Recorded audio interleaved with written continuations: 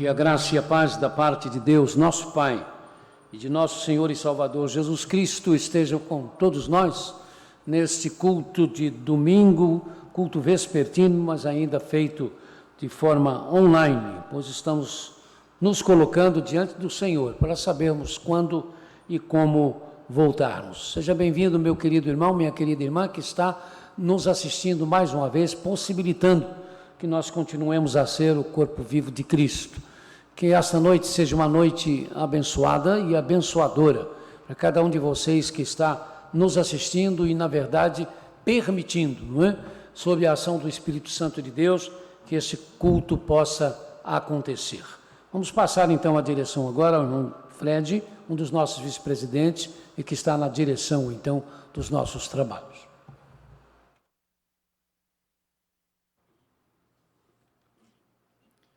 Quero estender meus cumprimentos à amada igreja.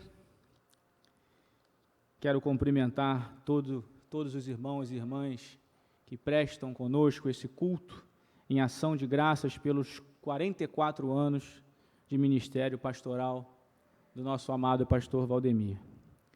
O culto dessa noite tem como tema escolhido e capacitado para a boa obra. E eu convido a amada igreja a ler comigo o texto de introito que será projetado. O texto se encontra em 2 Timóteo 3, 14 a 17. E diz assim a palavra do Senhor.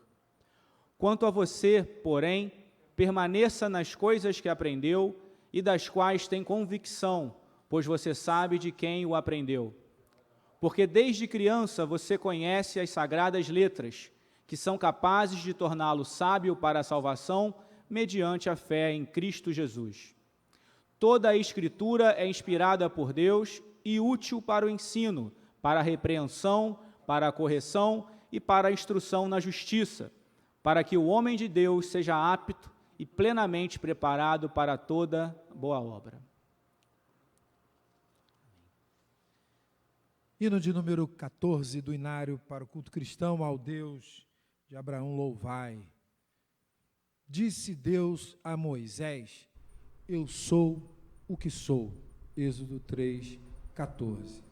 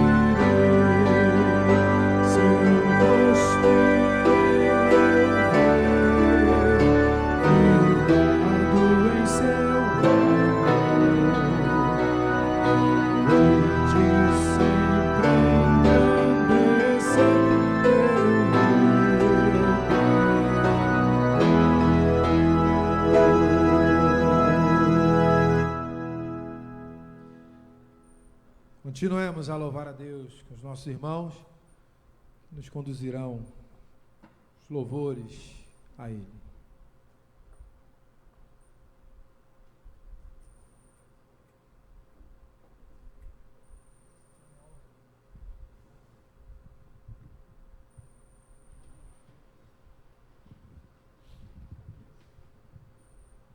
Boa noite, igreja. Quem pode subir o monte do Senhor? Quem pode permanecer em seu santo lugar? Somente os que têm as mãos puras e o coração limpo, que não se entregam aos ídolos e não juram em falso. Eles receberão a bênção do Senhor e a justiça do Deus de sua salvação. São esses os que te buscam e adoram em tua presença, ó Deus de Jacó. Vamos levantar agora esse momento, adoração ao Senhor, continuar adorando a Ele por esse momento tão especial de gratidão pela vida do nosso pastor, e que você possa sentir a presença de Deus onde você estiver, amém?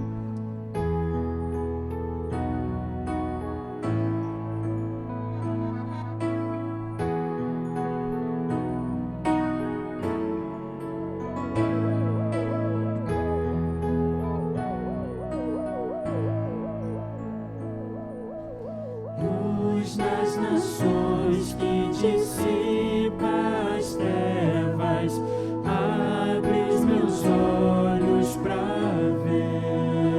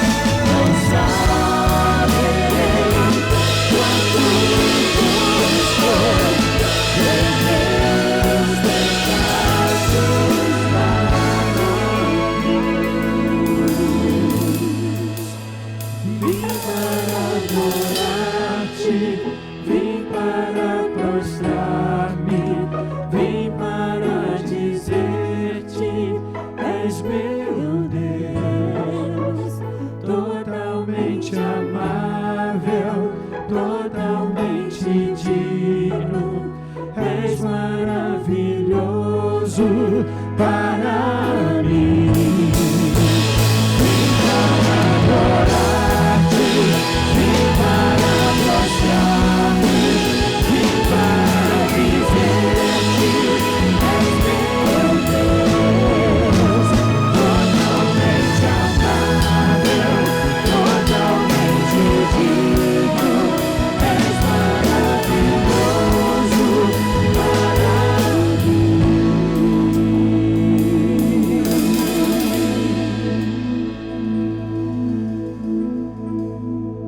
Todas as vezes que estamos aqui, meus irmãos, ou estamos servindo para o Senhor, estamos dizendo: eis-me aqui, Senhor, envia-me a mim. Essa é a mensagem dessa palavra, desse louvor, que nós não queremos sair da presença dEle, queremos continuar adorando Ele em tempo e fora de tempo. E mais uma vez, nos lembrando que o nosso pastor tem feito isso por 44 anos. Isso é muito, muito bom, é um motivo de agradecimento a Deus. Vamos louvar.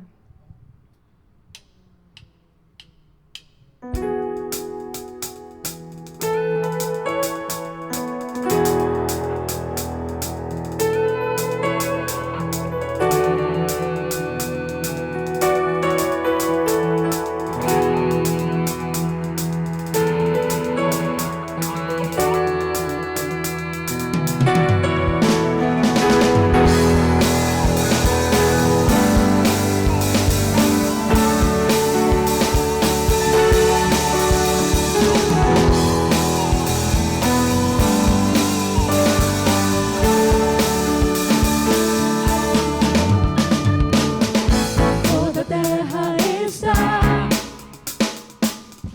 cheia da tua glória. Os céus regaram a tua grandeza, Rei meu e Deus meu. Eu nasci pra te adorar e teu nome proclamar. Quero ser um instrumento teu, Rei meu e Deus meu. Deus me chamou, eu disse: eis-me aqui. Vou te adorar, o meu prazer é te servir. Deus me chamou, eu disse: eis-me aqui. Vou te adorar, o meu prazer é te servir. Não consigo mais viver um segundo sem te ver. Meu coração deseja mais de ti, Rei meu e Deus meu. Meu desejo é estar aos teus pés e te adorar. A minha vida está em tuas mãos, Rei meu e Deus meu. Deus me chamou, eu disse: eis-me aqui. Vou te adorar, o meu prazer é te servir. Deus me chamou, eu disse: eis-me aqui. Vou te adorar, o meu prazer é te servir.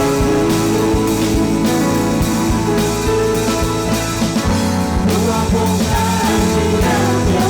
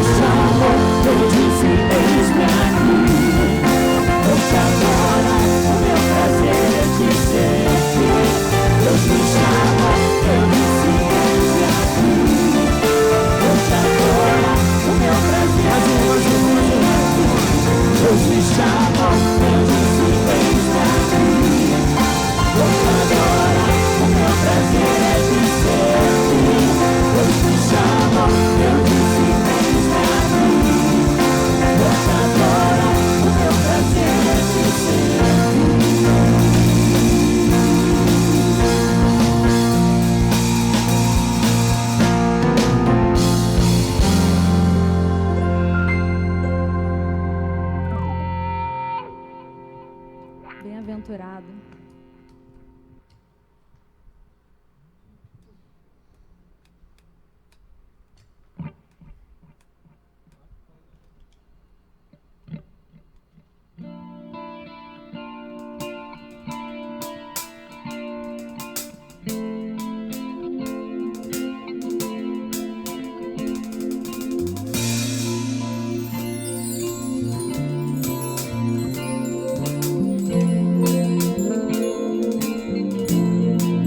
Bem-aventurado é o que está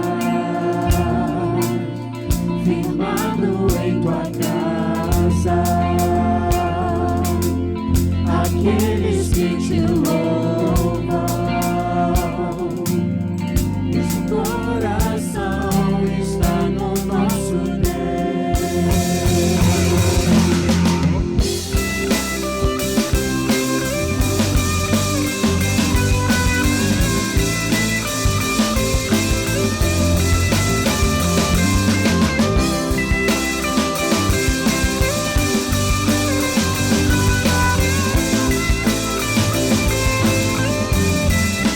Bem-aventurado que está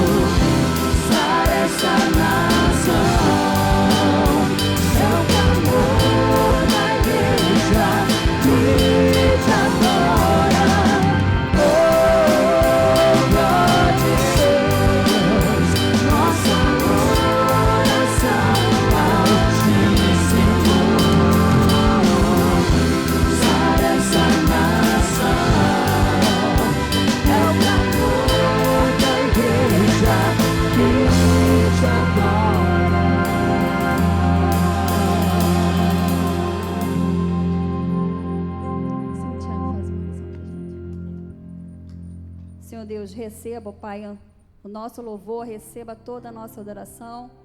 Receba, Senhor Deus, o nosso clamor, que é de cura para a nossa nação, que é de cura, Senhor Deus, para os nossos corações, para as nossas almas.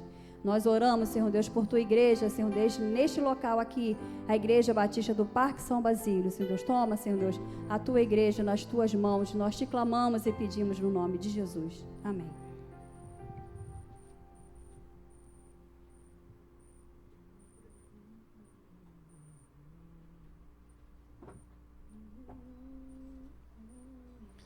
Amém. Momento de confissão. Eu convido a igreja a ler comigo o texto projetado. Leiamos em uníssono. Eu clamo a ti, ó Deus, pois tu me respondes. Inclina para mim os teus ouvidos e ouve a minha oração. Salmos 17, 6. O momento de oração será dirigido pelo nosso pastor Valdemir.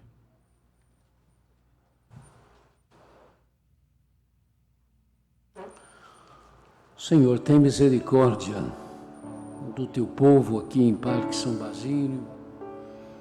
Quando muitos clamam, Senhor, desejosos de voltar aos nossos cultos presenciais. Nós não queremos, Senhor, faltar com a nossa responsabilidade de te adorar coletivamente, mas também, Senhor, não podemos faltar com a nossa responsabilidade em relação ao bem-estar dos outros, dos que compõem a nossa comunidade, como tua igreja, dos que compõem a comunidade ao nosso redor. Dá-nos então a tua sabedoria. Tem misericórdia, Senhor, desta nação. Dá sabedoria aos nossos dirigentes. Permita, Senhor, que toda esta movimentação em prol da vacinação, Senhor, possa surtir um bom efeito. Tem misericórdia dos que ainda vão morrer nesse final de dia. Conforta aqueles que estarão sentindo suas ausências. Mas já venha, ó Deus, ao encontro daqueles que já sentem esta dor. Abençoa os que trabalham na área da medicina, médicos, enfermeiros, paramédicos, serventes, todos aqueles que se envolvem, Senhor, naqueles lugares que trabalham para atender e socorrer os enfermos, especialmente os acometidos pela Covid-19. Dá sabedoria aos governantes, Senhor, para que medidas realmente eficazes possam ser tomadas. Nesta semana, quando vamos celebrar o Dia Internacional da Mulher, abençoa, Senhor, as nossas meninas, as nossas adolescentes, as nossas moças e senhoras aqui nesta igreja, preciosas, Senhor, como são e têm sido em toda a nossa história. Mas tem misericórdia das mulheres da humanidade, tem piedade daquelas que estão sendo abusadas, que estão sofrendo pressões, estão sendo, Senhor, espancadas e humilhadas. Dá também à tua igreja a consciência da justiça que deve tomar as nossas atitudes, Senhor. Tem piedade dos países que estão sofrendo a perseguição por causa do teu nome, Senhor. Irmãos nossos, irmãs nossas, nossa família, sofrendo, Senhor, as pressões das perseguições por motivos religiosos, por motivos políticos. Tu sabes, ó Deus, tu os conheces e os conforte neste momento. Nós oramos assim, em nome de nosso Senhor e Salvador Jesus Cristo. Amém e amém. A oração do Pai Nosso, quando não é mera repetição, aviva em nossos corações a realidade de que Deus nos ama. Seu amor por nós está além das vicissitudes da vida, a qual todos estamos sujeitos. Por isso nós, por causa de Jesus Cristo, o chamamos de Pai, de Papai, de Pai Nosso, nosso Pai. Nosso, meu e dos meus irmãos e irmãs em Cristo. Nosso Pai, para em nome dele nos amarmos e nos cuidarmos uns dos outros. O André vai fazer a oração do Pai Nosso. Pai Nosso que estás no céu, santificado seja o vosso nome. Venha a nós o teu reino, seja feita a tua vontade, assim na terra como no céu. O pão nosso de cada dia nos dai hoje. Perdoa-nos nossas dívidas, assim como nós perdoamos os nossos devedores. Não nos deixe cair em tentação, mas nos livra-nos do mal. O teu reino, a glória para sempre. Amém.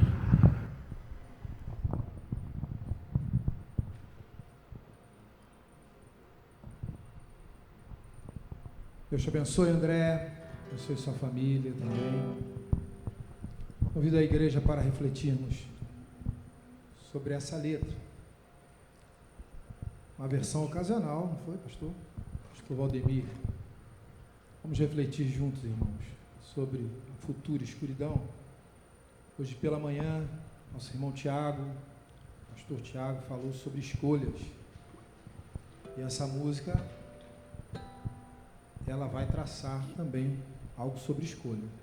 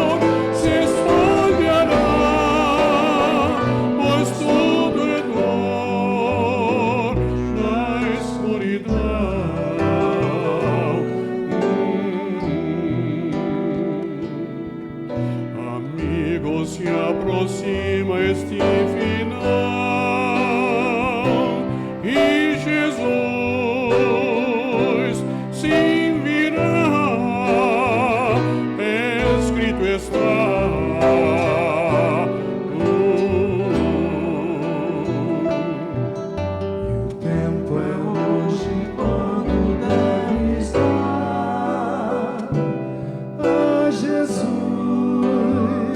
que esperando está teu coração.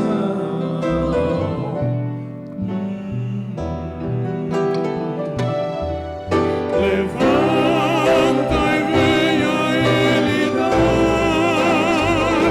chance para te salvar. Não deixes que o teu coração sofras mais com o pesar da escuridão.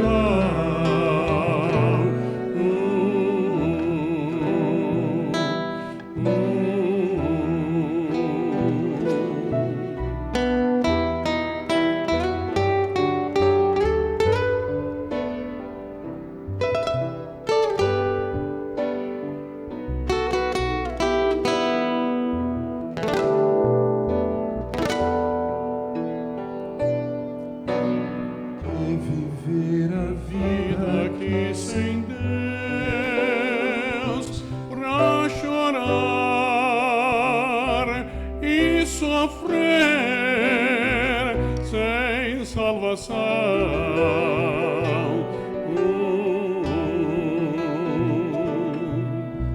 Porque tal graça recusar, se Jesus é quem faz fitar a escuridão.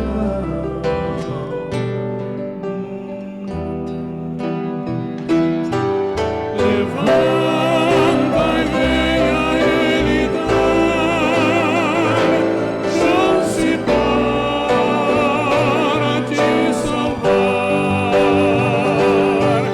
Não deixes que o teu coração sofras mais com o pesar da escuridão.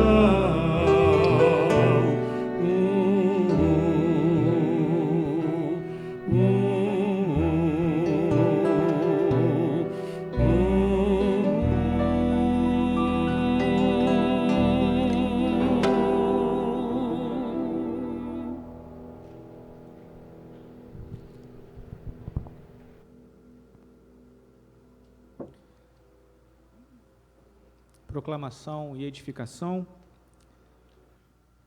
Leiamos juntos o texto projetado. Sabemos que Deus age em todas as coisas para o bem daqueles que o amam, dos que foram chamados de acordo com o seu propósito. Romanos 8, 28. Nos trará a palavra nesta noite o pastor Gilberto Campos, que dispensa apresentações.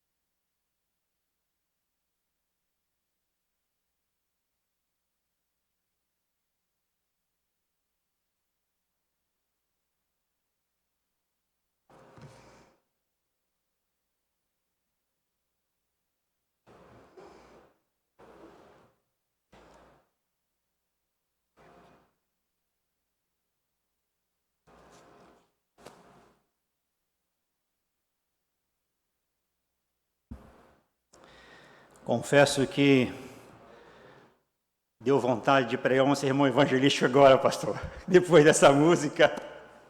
Mas é bom louvarmos a Deus e ouvir músicas que falam profundamente ao nosso coração. Mas eu quero saúdo a todos, a vocês, com a graça e a paz do nosso Senhor e Salvador Jesus Cristo. Mais uma vez eu expresso, pastor Valdemir, toda a igreja, minha alegria por assumir esse púlpito com o fim de compartilhar a palavra de Deus com todos vocês.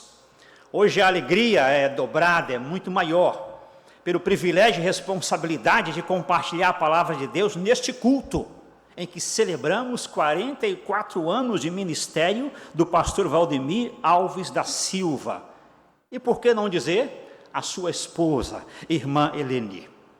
Como obreiro que Deus escolheu juntamente com sua esposa para estar à frente desta igreja, deste rebanho do Senhor, durante este período passado e até quando ele achar que o pastor aqui deve estar.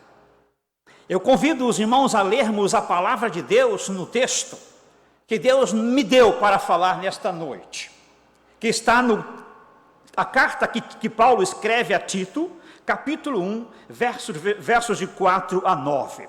Eu quero ler esse texto com os irmãos neste culto. Título, capítulo 1, versos de 4 a 9. Tito, capítulo 1, versos de 4 a 9. Diz assim a palavra de Deus. A Tito, verdadeiro filho, segundo a fé comum. Graça e paz da parte de Deus Pai e de Cristo Jesus, nosso Salvador. Por esta causa te deixei em Creta, para que pusesses em ordem as coisas restantes, bem como em cada cidade constituísses presbíteros, conforme te prescrevi. Alguém que seja irrepreensível, marido de uma só mulher, que tenha filhos crentes e que não são acusados de dissolução nem insubordinados. Porque é indispensável que o bispo seja irrepreensível como dispenseiro de Deus, não arrogante, não irascível, não dado ao vinho, nem violento, nem cobiçoso de torpe ganância. Antes, hospitaleiro, amigo do bem, sóbrio, justo, piedoso, que tenha domínio de si, apegado à palavra fiel, que é segundo a doutrina, de modo que tenha poder tanto para exortar pelo reto ensino, como para convencer os que se contradizem. Irmãos, a tarefa é difícil. Pregar num culto como esse, em que damos graças a Deus pela vida de um homem como o pastor Valdemir.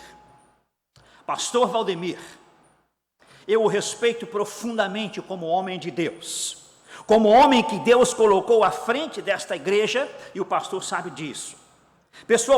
Pessoalmente creio que um dia Deus fez que nossos caminhos se cruzassem. Primeiro lá no Seminário do Sul, onde eu era aluno interno e o senhor o meu professor de protestantismo brasileiro, que na verdade terminava sendo professor de tudo, pois como alunos sedentos de aprender para cumprir melhor a chamada dada por Deus, sugávamos o máximo que podíamos do pastor Valdemir.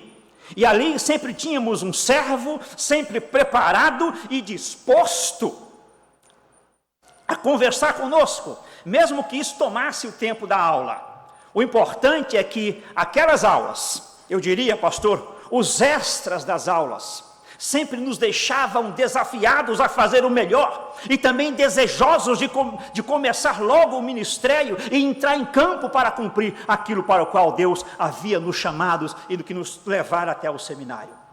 Nossos caminhos se cruzaram outra vez, já aqui em Campo Grande, o que eu nem tinha ideia que isso poderia acontecer um dia. Depois de ter vindo pastorear aqui na região, o nosso tempo de cumprir o trabalho missionário na África chegou. E após dar posse a outro pastor na igreja que eu estava pastoreando, eu comecei a orar a Deus pedindo que Ele nos indicasse a igreja de onde deveríamos sair como membros para os campos de missões mundiais. Numa única visita a esta igreja, entendemos de Deus que aqui era o lugar. E na segunda visita, encontramos com o pastor. E Deus usou o pastor Valdemir de forma direta, e ali entendemos Deus confirmar que era como membros desta igreja, que era como servos desta igreja, que deveríamos ir cumprir os desafios que Deus tinha para as nossas vidas no mundo aonde Ele sabia. Sim, queridos, eu reafirmo o desafio de pregar num culto como esse. É muito grande para mim esse desafio. Pois, o que dizer num culto de ação de graças como esse? 44 anos de vida, 44 anos de ministério de um pastor que todos nós conhecemos quem é.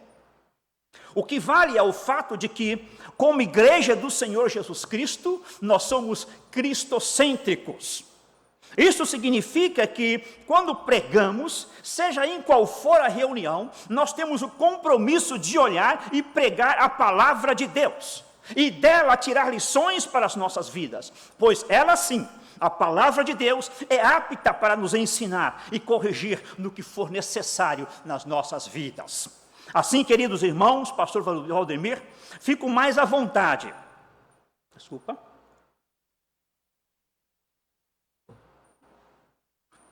Fico mais à vontade. E é justamente neste texto que Paulo escreve a Tito que quero meditar com vocês nesta ocasião. Tito, quem era Tito? Tito era um cidadão grego que conhecera o Senhor Jesus como Senhor e Salvador de sua vida através do ministério do apóstolo Paulo. Na verdade, Tito era filho na fé de Paulo, como indica o versículo 4 do texto que nós lemos.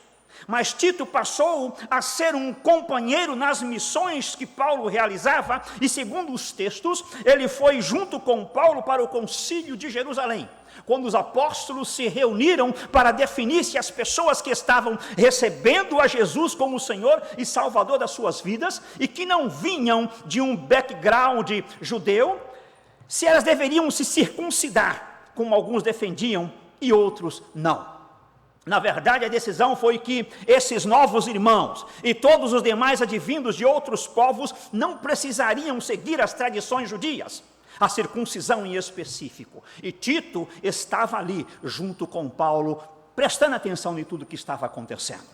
Tito também estava com Paulo em algumas ocasiões, e também em algumas ocasiões enviados por ele a Corinto, quando a igreja passava por profundas dificuldades espirituais, dificuldades tocantes à fé. Tito foi um grande instrumento usado por Deus para estar com Paulo em seu trabalho, e assim fez um bom trabalho, ganhando a confiança da igreja de Corinto também. Convém pensarmos um pouquinho sobre o lugar central que Paulo aborda nesse texto, que é a cidade de Creta. A cidade de Creta, citada aqui nesse texto onde Paulo deixou Tito, estima-se que a cidade de Creta era uma das mais brilhantes civilizações da antiguidade, e que se desenvolveu entre os anos 2000 a 1400 a.C. Creta era e é uma ilha grega, e está situada no Mediterrâneo entre a Grécia, Ásia Menor e Egito. Eram considerados os senhores do comércio no mar Egeu.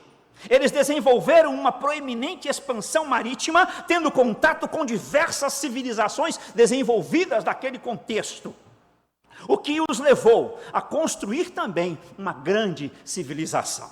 Acredita-se que na ilha de Creta possuía em torno de 40 cidades, e que de entre essas 40, pelo menos 20 cidades eram mais proeminentes, e que nos primeiros séculos, naquela ilha, quando essa carta foi escrita, naquela ilha havia prática do culto a Augusto e Roma, na cidade de Gorim, que era uma das cidades bem proeminentes daquela região. Enquanto que na cidade de Knossos havia a prática de culto ao considerado divino Cláudios. Da mesma forma, o culto a um deus chamado Asclépios, considerado o deus grego da cura, ocorria o culto a esse deus em pelo menos 18 cidades daquela ilha. Os deuses egípcios, por exemplo, como Ísis e Serapis, também eram cultuados na ilha de Creta. Creta, de fato, era muito complicada no tocante aos aspectos religiosos. Tinha uma prática de culto muito forte ao que consideravam deusa mãe, que sempre aparecia numa estátua com 2 serpentes nas mãos. e era considerada como o símbolo da fertilidade humana e o símbolo da fertilidade da terra também. Segundo uma lenda grega, era na ilha de Creta que vivia o Minotauro, uma figura humana com cabeça de touro. Eu acho que vocês já viram essas figuras em desenhos animados e talvez em alguns filmes falando sobre as lendas gregas. Contudo, a figura divina mais considerada na ilha Creta, no primeiro século, era o deus Zeus, o deus chamado Zeus. Este era praticamente considerado o deus dos deuses daquele povo. E isto por causa de sua força em combate com outros deuses, onde ele sempre obtinha a vitória. Era sem dúvida o deus mais famoso e adorado por aquele povo. Infelizmente, o deus grego, e particularmente o deus da ilha de Creta, era famoso e conhecido por sua promiscuidade. Casado com 7 mulheres, não respeitava nenhuma delas e se punha a relacionamentos amorosos com qualquer mulher que lhe chamasse a atenção. Da mesma forma, era considerado enganador e mentiroso, pois se diz que tinha o poder de se transformar em diversas formas de animais. E assim muitas vezes se transformava em formas que agradavam determinadas mulheres para enganá-las, seduzi-las e levá-las de maneira a atrair os seus próprios companheiros, tendo relacionamentos ilícitos. Disse inclusive que esse deus, Zeus de Creta, chegou a se transformar na forma de maridos para enganar mulheres casadas. Este era o deus Zeus, o mais adorado na cidade de Creta, aonde Paulo coloca Tito. O que esperar de um povo que cultuava deuses humanos? O que esperar de um povo que cultuava deuses, e especificamente, o que esperar de um povo que adorava, cultuava e se orgulhava de um Deus humano promíscuo, de um Deus humano mentiroso, de um Deus humano enganador, falso, como era o Deus grego Zeus. Alguns escritores enfatizam que os cretenses se orgulhavam de ter deuses nascidos da própria cidade. Os cretenses criam em uma teologia de baixo para cima, que seus deuses eram homens e mulheres que, através de trabalhos de caridade e donativos para o ser humano, eram elevados à posição de divindade. Esta era a Creta do contexto do Novo Testamento. Alguns escritores afirmam que a mitologia estava tão impregnada na cultura creta que a própria igreja nos tempos do Novo Testamento, nos dias de Paulo, estava de uma forma moldando o seu entendimento a respeito do Deus verdadeiro através de uma visão predominante dos deuses gregos e, sobretudo, do Deus Zeus. O povo cretense, naquele contexto, praticavam a mentira, toleravam tudo o que acontecia, a promiscuidade sexual. Os homens eram conhecidos por sua violência, constantemente servindo como soldados mercenários para quem pagava mais. As mulheres eram consideradas como novas mulheres romanas, marcadas pela emancipação e grandes privilégios que tinha, o que não era mal. A escritora Whitney diz que seria um grande orgulho ver mulheres desfrutando de grandes liberdades naquele contexto, se não fosse o caso delas explorarem sua liberdade para fugir das responsabilidades de donas de casas e mulheres casadas, e se envolverem com práticas e apetites mundanos. Na visão do apóstolo Paulo, até mesmo os cristãos de Creta estavam se parecendo mais, preste bem atenção, até mesmo os cristãos de Creta estavam se parecendo mais com o Deus Zeus de Creta do que com o próprio Senhor Jesus Cristo. Na igreja havia líderes, tantos da Grécia como líderes judeus, que de alguma forma endossavam aquelas práticas culturais praticadas em Creta, na cidade de Creta. Há muitas coisas que poderiam ser faladas sobre a cidade de Creta e sobre a igreja de Creta. alvo da ação do apóstolo Paulo, chamado e colocado por Deus como apóstolo aos gentios. Mas o que já colocamos aqui é suficiente para entendermos o porquê do pastor Tito ter sido colocado lá. E aqui também já conseguimos entender melhor o tema colocado por nós nessa meditação.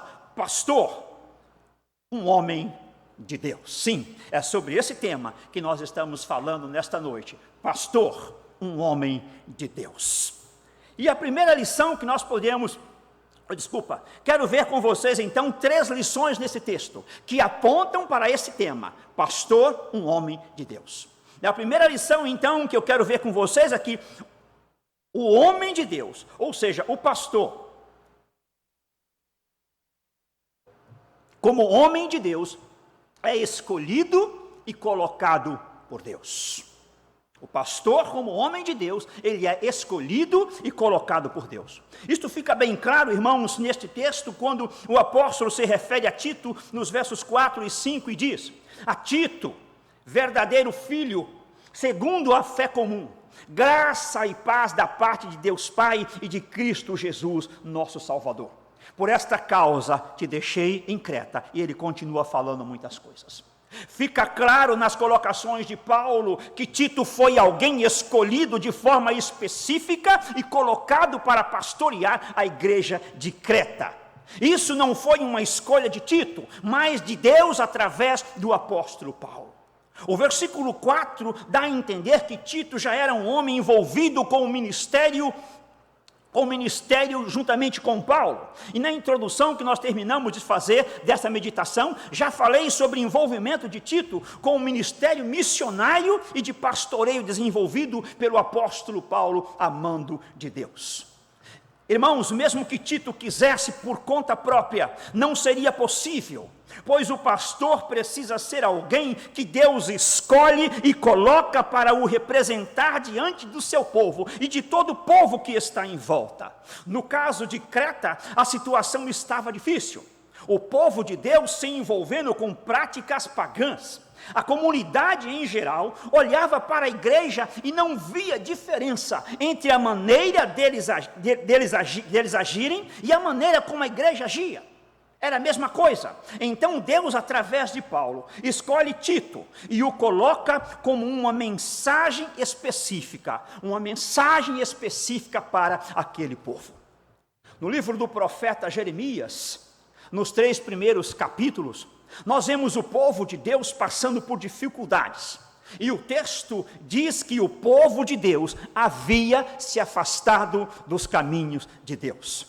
Deus então exorta o seu povo ao conserto e diz, no versículo 15 do capítulo 3, dar-vos-ei pastores segundo o meu coração, que vos apacentem com conhecimento e com inteligência. Sim, queridos, Deus diz que daria pastores ao seu povo segundo a sua vontade. E estes pastores teriam a mensagem de Deus para o seu povo. Podemos entender isso quando ele diz que vos apacentem com conhecimento e inteligência. O homem de Deus para a igreja de Deus tem a mensagem de Deus para o povo de Deus. O homem de Deus para a igreja de Deus tem a mensagem de Deus para o povo de Deus. Há uma história muito interessante em 2 Samuel, capítulo 18, quando Absalão, filho do rei Davi, se levantou contra o seu pai para lhe tirar o trono e tomar o seu lugar. Davi já havia sido forçado a fugir da cidade e se refugiar com os seus soldados em outros lugares. Quando os soldados de Absalão vinham para combater Davi, os soldados de Davi vão confrontar os soldados de Absalão no campo de batalha. E o texto diz que o exército de Absalão é derrotado. E Absalão é morto em combate. Mesmo com as recomendações que o rei Davi, seu pai, havia dado aos soldados para que não fizessem nenhum mal a ele, ele foi morto. Quando o exército de Davi então volta e chega ao acampamento, Aimás, o mensageiro oficial do rei, vem a Joabe, o general de Davi, e diz: vou levar a mensagem ao rei. Mas Joabe diz a Aimás que ele não iria dar esta mensagem ao rei. Não era ele o escolhido naquele momento, pois aquela era uma situação diferente. E assim Joabe encarrega um etíope, um soldado etíope, a levar a mensagem e diz a ele: vai tu e diz o que tu vistes.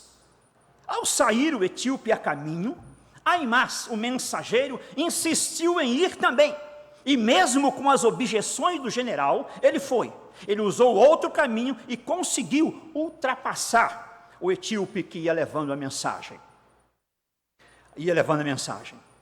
A sentinela de Davi viu ao longe e avisou o rei: ó rei, vem 2 homens correndo sós, um na frente e o outro mais atrás. Depois disse que o que estava à frente tinha o andar de Aimás, que eles conheciam. O rei então, ouvindo isso, disse: ele é um homem de bem, e por certo, ele está trazendo boas notícias para o meu coração. Ao chegar a Aimás diante do rei, se colocou diante do rei e disse o que ele acha que deveria dizer. E quando ele terminou de dizer, o rei Davi lhe pergunta: vai bem o jovem Absalão? Era a preocupação dele. Vai bem o jovem Absalão? Aimás ficou meio sem saber o que falar e diz: eu vi um grande alvoroço, ó rei, porém eu não sei do que se tratava. Não basta uma mensagem. Tem que ser a mensagem de Deus, a mensagem certa. E o rei diz a ele: põe-te de lado. Assim chegou o etíope, e o rei foi logo perguntando ao etíope: vai bem o jovem Absalão? Respondeu o etíope: seja como os inimigos do rei, meu senhor, e todos que se levantam contra ti para o mal. Isso está no versículo 32 do capítulo 18 de 2 Samuel. Então o rei entendeu o que havia acontecido, que seu filho estava morto e seu exército vitorioso na batalha. Mensageiro sem mensagem. É o que vimos nesta história. Mensageiro sem mensagem é alguém que se propõe a ser um pastor sem ter sido chamado e colocado por Deus. Mesmo que se apresente bem, mesmo que fale bem, mesmo que tenha um rápido poder de raciocínio e um rápido poder de resposta, mesmo que tenha um bom preparo, será sempre como Aimás. Um mensageiro que não representa a mensagem e o querer de Deus ao povo que Deus quer que a mensagem seja levada. Pastor, um homem de Deus.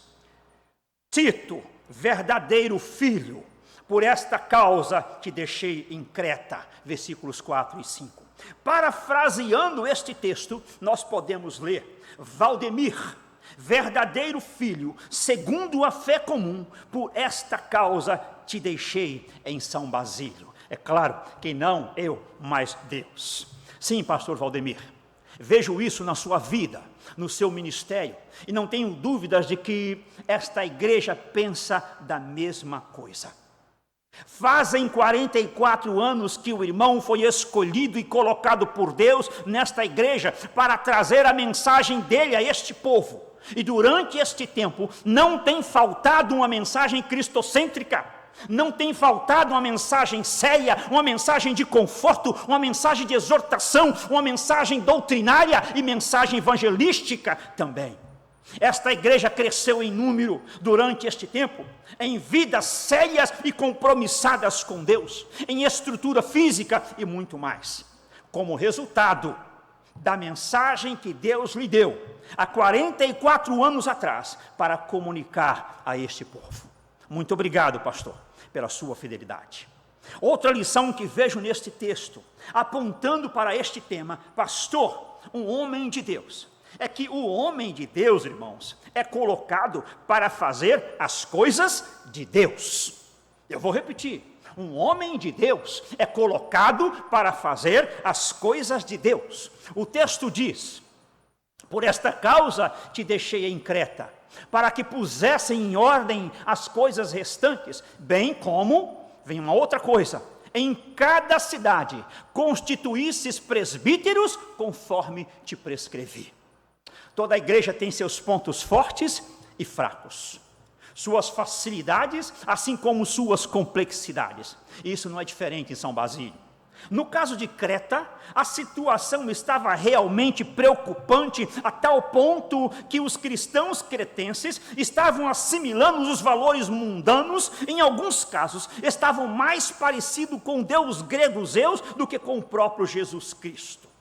Aí está o motivo de Paulo falar que Tito precisava colocar as coisas em sua devida ordem. Duas coisas nós podemos ver aqui. Primeira, homens e mulheres cretenses, influenciados pelas práticas pagãs da cultura creta, estavam preocupados com as suas coisas, com as suas vidas particulares, com as suas vidas privadas, com seus desejos carnais e não com as coisas de Deus. Mas Deus, através de Paulo, estava deixando Tito lá, para investir sua vida nas coisas de Deus que envolvia a igreja de Deus e o povo de Creta. Sim, o pastor, homem de Deus, ele se esforça para fazer com prioridade as coisas de Deus, pois é para isso que é escolhido e colocado no lugar que Deus quer. Outra coisa é que Tito deveria constituir pastores e espalhá-los pelas cidades cretenses. É claro que naquele contexto não havia igrejas em todas as cidades cretenses. E aí podemos entender que estes presbíteros, estes pastores que seriam constituídos em todas as cidades, também seriam não apenas pastores, mas também missionários para alcançarem aquelas cidades que ainda não tinham sido alcançadas pela mensagem do Evangelho, e estabelecer nelas a igreja de Deus lá. Ali teriam em cada cidade uma igreja como farol, iluminando e indicando o porto seguro, onde a vida de cada pessoa, como um barquinho, deveria ancorar em segurança. Estratégia fantástica de Paulo. Tito deveria seguir à risca as características de quem seria escolhido e colocado nas cidades cretenses. E então Paulo dá uma lista com as qualidades que esses pastores precisavam ter, que esses presbíteros precisavam ter. Não é o meu objetivo aqui tratar estas características, mas dizer que estas qualidades necessárias aos presbíteros era o oposto das práticas tido tanto pelos crentes quanto pelo povo de Creta. Estes pastores deveriam se empenhar para colocar em prática este comissionamento e deveriam fazer diferença no meio de todos aqueles desajustes praticados pelo povo e igreja e que os levavam cada vez mais para longe dos caminhos de Deus. Pastor, um homem de Deus, é isso que tenho visto em sua vida, pastor Valdemir. Uma forte preocupação de fazer as coisas de Deus, tanto aqui em São Basílio, quanto através de São Basílio no mundo todo. As diversas parcerias missionárias que esta igreja tem feito, tanto a nível nacional quanto a nível mundial, com o fim de que homens e mulheres chamados por Deus e com as características de Deus em suas vidas, vá a campos longínquos com esta mensagem da esperança, que só é possível através de Jesus Cristo.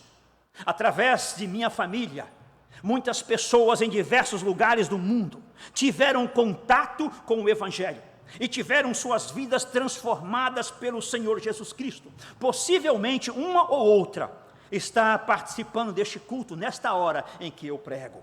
E tudo isso porque o irmão tem se empenhado em fazer as coisas de Deus e levado o seu povo, esta igreja, a fazer as coisas de Deus. Nós temos visto isso, eu sou testemunha disso, do que o pastor tem sido incansável em levar o seu povo a olhar para as coisas de Deus e fazer as coisas de Deus. E por fim, irmãos, a última lição que eu quero ver nesse texto é que o pastor, um homem de Deus, ele conserva as características de Deus em sua vida.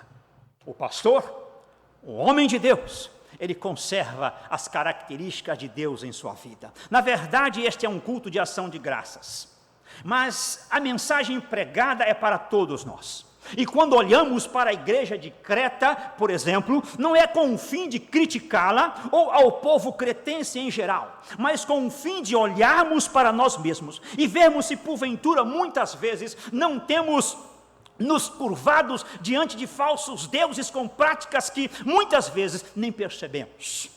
Olharmos para nós mesmos e vermos se nossas vidas estão realmente parecidas com o nosso Senhor Jesus Cristo, ou estão se parecendo com qualquer outra coisa por aí afora. Esta mensagem é para mim, para meus colegas pastores, olharmos para estas coisas e vermos se de fato temos perseguido isso com veemência em nossas vidas. E aqui eu quero generalizar, dizendo pastor, um homem de Deus, mas também dizendo crente em Jesus Cristo, um homem ou mulher de Deus, precisam de fato conservar as características de Deus em suas vidas. Irmãos, não podemos em hipótese alguma ser moldados por este mundo, mas sim precisamos moldar este mundo com a palavra de Deus. É o oposto que tem que acontecer. Nós temos que moldá-los com a palavra de Deus. E é esta palavra de Deus que tem que ser vista em primeira instância na minha vida, na sua vida, nas nossas vidas. Convido vocês a lerem melhor esse texto em casa e perguntarem a si mesmo se cada uma dessas qualidades que Paulo coloca aqui está presente em sua vida como servo de Jesus Cristo. Eu cito duas coisas aqui de todas que Paulo fala entre os versos 6 e 9, que são coisas gerais, mas também assumem um tom muito específico. A primeira é, Paulo diz que os presbíteros deveriam ser irrepreensíveis. Versículos 6 e 7. É preciso que o homem de Deus seja irrepreensível. Paulo repete isso duas vezes. Quando somos irrepreensíveis, significa que todas as demais características estarão trabalhando em nossas vidas de forma que nos tornamos irrepreensíveis. Precisamos ter uma vida irrepreensível diante de Deus e dos homens no que tange a palavra de Deus. Mas, por favor, investigue melhor isso, cada uma dessas coisas que Paulo fala, e pergunte a si mesmo, se como crente em Jesus Cristo, você tem tido isso na sua vida, você tem sido uma pessoa irrepreensível. Outra coisa que friso aqui, é quando Paulo fala apegado à palavra fiel. Irmãos, é impossível alguém que é apegado à palavra de Deus, ou alguém que é apegado à palavra fiel, não viver de forma que glorifique o nome do nosso Deus. Paulo chega a falar no versículo 9, de modo que, ou seja, seja apegado à palavra de Deus, de modo que tenha poder, tanto para exortar pelo reto ensino, como para convencer os que o contradizem. Ser apegado à palavra de Deus, viver esta palavra, te dará poder para testemunhar, te dará poder para corrigir, pois você mesmo estará vivendo, você mesmo estará apegado a ela, começará de sua vida, e aí não terá mais como parar isso, pois seja você um pastor, ou seja você um simples irmão em Cristo, estará debaixo do controle da palavra de Deus, se você estiver apegado à palavra de Deus. Pastor, um homem de Deus. Pastor Valdemir, sei que apesar de pastor, és um homem. E todos nós, seres humanos, temos nossas falhas, às vezes menores, às vezes maiores. mas quero do fundo do meu coração dizer muito obrigado por persistir em conservar as características de Deus em sua vida. Eu vou repetir. Muito obrigado por persistir em conservar as características de Deus em sua vida. Isso nos faz olhar para nós e nos encoraja a fazermos o mesmo, a conservar as características de Deus na nossa vida. Pastor, um homem de Deus é escolhido e colocado por Deus. Pastor, um homem de Deus é colocado para fazer as coisas de Deus e não as coisas das pessoas. Pastor, um homem de Deus conserva as características de Deus em sua vida. E eu concluo esta palavra lendo o versículo 5 novamente, do texto que nós lemos, mas de uma forma parafraseada. Valdemir, verdadeiro filho segundo a fé comum, graça e paz da parte de Deus Pai e de Cristo Jesus, nosso Salvador. Por esta causa te deixei em São Basílio, para que pusesse em ordem as coisas restantes, bem como em cada cidade constitua presbíteros, conforme te prescrevi.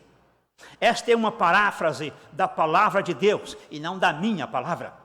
Creio que sempre haverá algo para ser colocado em ordem na casa de Deus. Sempre haverá algo para ser colocado em ordem na casa de Deus. Portanto, pastor Valdemir, siga seu ministério com firmeza e afinco até quando Deus te falar o contrário. Eu cito, versículo 15 do capítulo 2. Dize estas coisas, exorta e repreende também com toda a autoridade. Ninguém te despreze. Que as bênçãos de Deus continuem sobre sua vida, pastor Valdemir, e sobre a vida da sua esposa, a irmã Elenir. Que as bênçãos de Deus estejam sobre cada membro desta igreja, que tem se esforçado dia e dia para que a palavra de Deus soe, para que o homem de Deus aqui tenha liberdade de trabalhar e o evangelho de Jesus seja espalhado pelos 4 cantos da terra. Que as bênçãos de Deus estejam com aquelas pessoas que não são membros desta igreja, mas têm vindo aqui, têm escutado a palavra de Deus, têm às vezes, através de um culto online, ouvido aquilo que tem sido pregado. Que as bênçãos de Deus estejam sobre sua vida, porque você é o alvo dessa pregação. E eu termino dizendo, muito obrigado pela sua vida, pelo que o pastor tem feito, tem deixado Deus fazer através da sua vida. E que Deus o abençoe. Muito obrigado.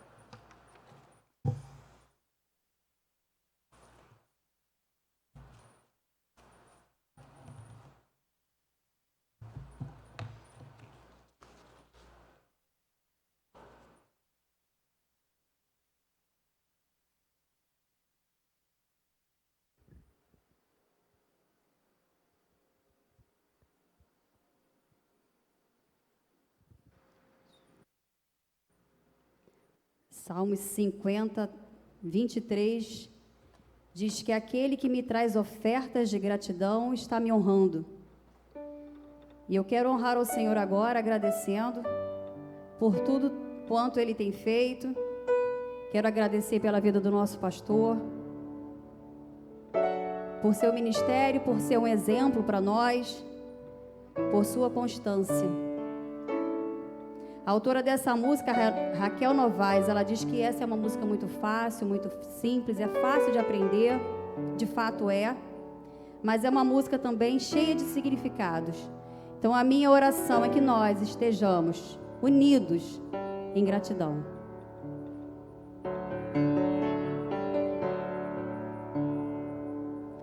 Em gratidão eu canto a ti, com o coração venho adorar, minha alma está bem junto a ti, És meu Senhor, meu Salvador. Em gratidão eu canto a Ti, com coração venho adorar. Minha alma está bem junto a Ti. És meu Senhor, meu Salvador. O que darei a Ti, Senhor, por tudo quanto deste a mim. Recebe a minha adoração. És meu Senhor, meu Salvador.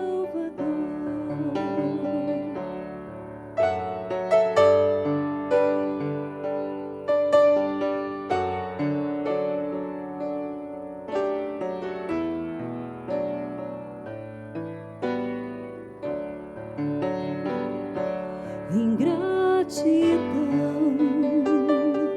eu canto a Ti, com coração venho adorar. Minha alma está bem junto a Ti.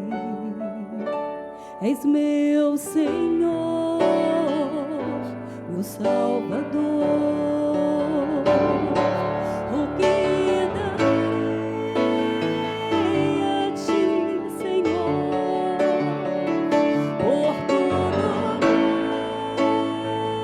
quanto deste a mim. Recebe a minha adoração. És meu Senhor, meu Salvador. O que darei a Ti, Senhor, por tudo quanto deste a mim. Recebe a minha adoração. És meu Senhor, meu Salvador. Recebe a minha adoração. És meu Senhor, meu Salvador.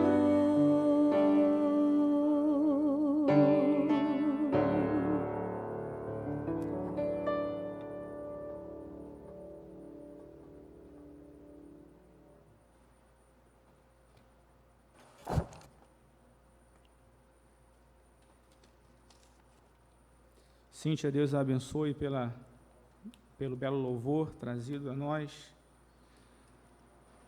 Deus abençoe também a vida e a família, o ministério, nosso pastor Gilberto, por ter nos feito lembrar dos deveres e qualificações de um ministro religioso que vemos estampadas na vida do nosso pastor Valdemir. Louvor e consagração. Convido a igreja a ler comigo o texto projetado. Leamos juntos. Aquele que supre a semente ao que semeia e o pão ao que come, também lhes suprirá e aumentará a semente e fará crescer os frutos da sua justiça. 2 Coríntios 9, 10. O momento de dízimos e ofertas é um momento em que os membros dessa igreja, aqueles que assumiram um compromisso com a manutenção dessa agência do reino, faz com alegria a sua contribuição para o sustento dessa obra. E nesse período de pandemia, nós temos podido observar um fenômeno que designamos como o milagre da contribuição, ou seja, mesmo num período de dificuldades financeiras e econômicas que o país atravessa e a população em geral atravessa, Deus tem tocado e proporcionado aos membros dessa igreja a alegria de contribuir com o sustento dessa obra. E por isso nós temos presenciado que a igreja permanece ativa, mesmo em um momento tão difícil em que atravessamos. A igreja tem podido estar de pé, com os cultos em funcionamento, ainda que de forma não presencial, com a sua EBD em funcionamento, com a educação religiosa infantil em funcionamento, com auxílio aos necessitados em funcionamento por meio da nossa assistência social, com o trabalho realizado de excelência com pessoas com deficiência, com o trabalho aos drogados e desassistidos em geral, e todos os demais departamentos da igreja em pleno funcionamento. A isso convencionou-se chamar de milagre da contribuição.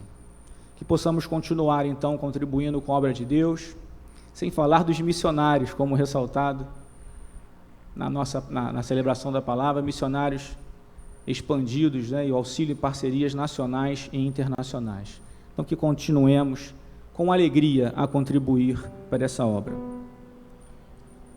Preciosa graça de Jesus, pois vocês são salvos pela graça por meio da fé, e isto não vem de vocês, é dom de Deus, não por obras, para que ninguém se glorie. Efésios 2, 8, 9.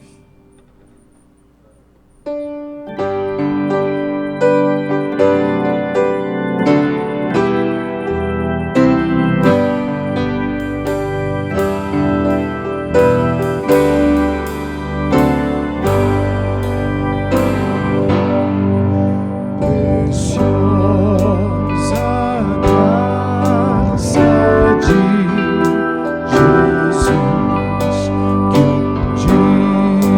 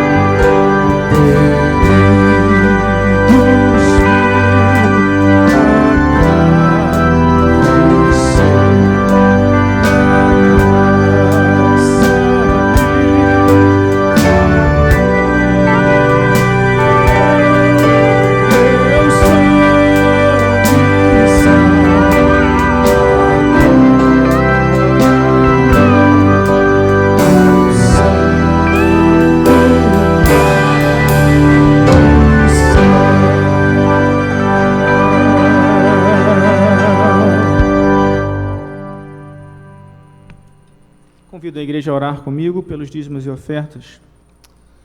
Pai amado, graças te damos, Senhor Deus, pela tua misericórdia em nossas vidas, Senhor Deus. Pela tua misericórdia com a obra desta igreja, Pai. Te agradecemos, ó Pai, pelos dízimos e ofertas apresentados a Ti. Pedimos, Senhor, que o Senhor continue abençoando sobremaneira, Pai, aqueles que se mantêm fiéis no auxílio, ó Pai, da manutenção da Tua obra. Mas te pedimos também, Senhor, que o Senhor abençoe aqueles que não puderam contribuir por dificuldades financeiras, ó Pai, por desemprego.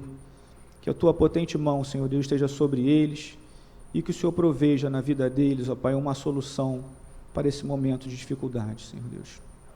Fica conosco, ó Pai. Muito obrigado. Te agradecemos em nome do Teu Filho amado Jesus. Amém.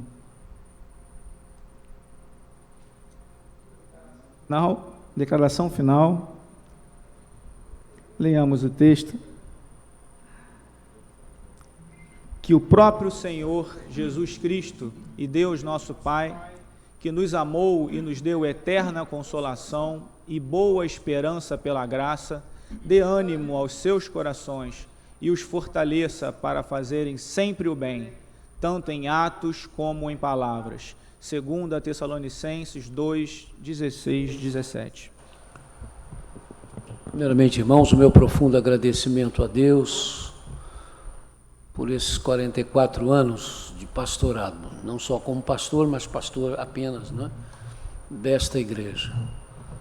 Se não for os irmãos, eu não teria chegado aqui. Se não for a Deus, obviamente que não, mas também se não for aos irmãos, né, eu não chegaria aqui. Então, sou grato a Deus pela paciência dos irmãos que toleraram, às vezes, as imprudências do pastor jovem e que agora toleram as dificuldades do pastor velho. E os irmãos têm sido maravilhosos no que tange a isso. Pastor não vai além da sua igreja, né? Então eu tenho que agradecer muito a Deus, agradeço as palavras do pastor Gilberto, né? E tremo, né, só em pensar em relação àquilo que foi colocado por Paulo, pedindo a Deus que me ajude a terminar a minha carreira sem desonrar nunca ao meu Senhor. Esta é a minha preocupação maior. Muito obrigado, irmãos e irmãs, pelo que vocês são, por tudo que vocês foram e por aquilo que vocês ainda vão ser, né? No tempo que me resta, que eu não sei por quanto tempo, mas que eu tenho sempre colocado diante de Deus para não atrapalhar a vida da igreja. Não quero sair, se tiver que ficar, também não quero ficar. Se tiver que sair, estou muito tranquilo em relação a isso e tenho certeza que Deus já está, obviamente, trabalhando e movimentando essa questão. Vamos nos despedir, então, desse culto gravado. Muito obrigado a vocês da mídia, vocês do instrumento, vocês do louvor, pastor Gilberto que pregou hoje à noite, agora à noite, o pastor Tiago que pregou no culto da manhã. Que o Senhor nos abençoe e nos guarde, que o Senhor faça resplandecer o seu rosto sobre nós e tenha misericórdia de nós. Que o Senhor sobre nós levante o seu rosto e nos dê a paz. Por nosso Senhor e Salvador Jesus Cristo. Amém. E o que dizemos ao final dos nossos cultos? Lembrem-se do fariseu e do publicano. Não se esqueçam da igreja sofredora. Levantem os seus olhos e vejam os campos que estão brancos para a ceifa. Amem e orem por suas famílias. Cuidemos dos órfãos e viúvas sem recursos, dos drogados e necessitados. Entramos para adorar, saiamos para adorar servindo.